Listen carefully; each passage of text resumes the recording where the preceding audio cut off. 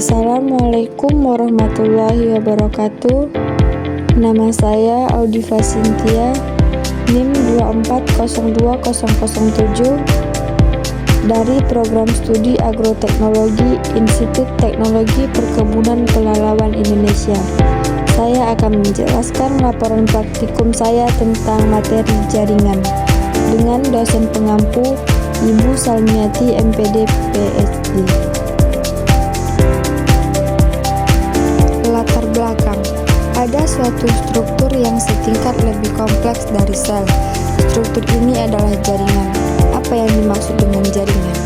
Jaringan merupakan kumpulan sel yang mempunyai asal fungsi serta struktur yang sama.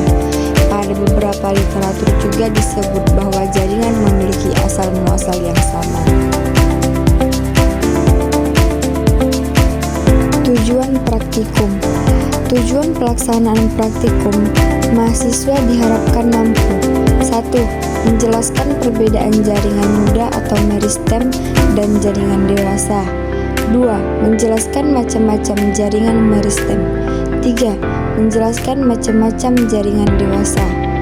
4. Menjelaskan perbedaan struktur jaringan muda dan jaringan dewasa. Dan 5. Menjelaskan lokasi tempat terdapatnya jaringan-jaringan tersebut pada tumbuhan. Untuk penggunaan alat yang pertama yaitu kita menggunakan silet, pipet tetes, gelas beker, mikroskop, alat tulis, kaca preparat, kaca penutup, dan mikroskop. Dan untuk bahan yaitu ada air, pisang, batang daun sirih, daun sirsa, lidah buaya, genjer, dan terakhir daun tebu. Cara kerjanya yaitu yang pertama, siapkan mikroskop dan bersihkan. Yang kedua, siapkan dan bersihkan kaca benda atau preparat. 3. Iris tipis bahan yang telah disiapkan. Keempat, letakkan bahan yang telah diiris ke atas kaca preparat, lalu teteskan air. Yang kelima, setelah itu tutuplah menggunakan kaca penutup. Dan yang keenam, amatilah pada mikroskop.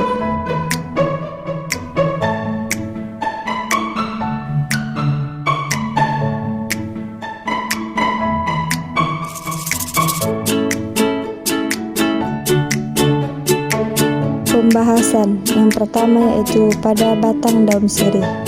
Jaringan yang terdapat di batang sirih adalah jaringan epidermis, jaringan kolenkim, berkas vaskuler korteks, skleronkim, korteks, berkas vaskuler medular, dan perifer, empelur, dan kelenjar sekresi.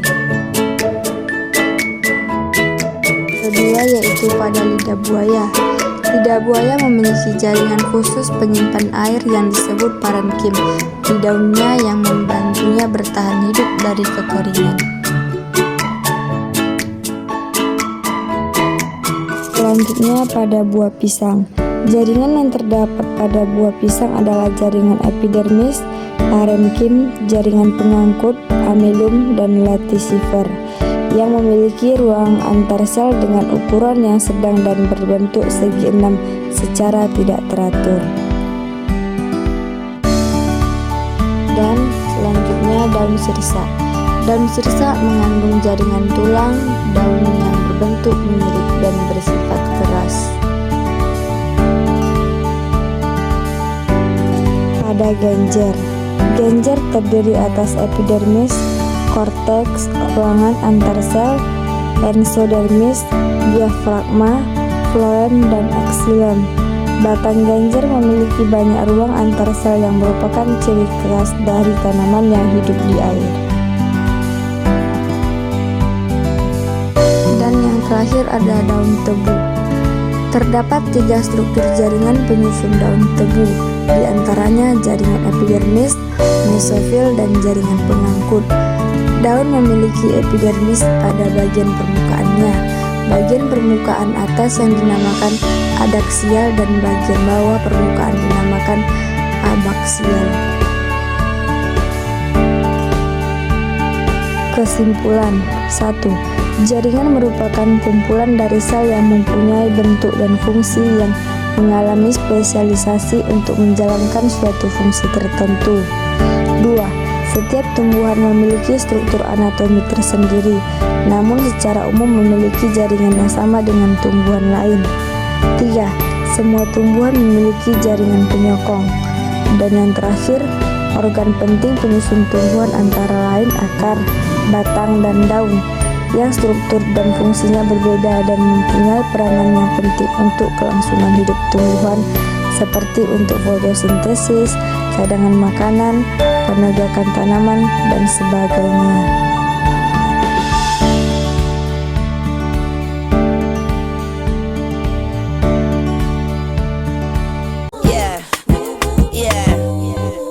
Bobby Valentino.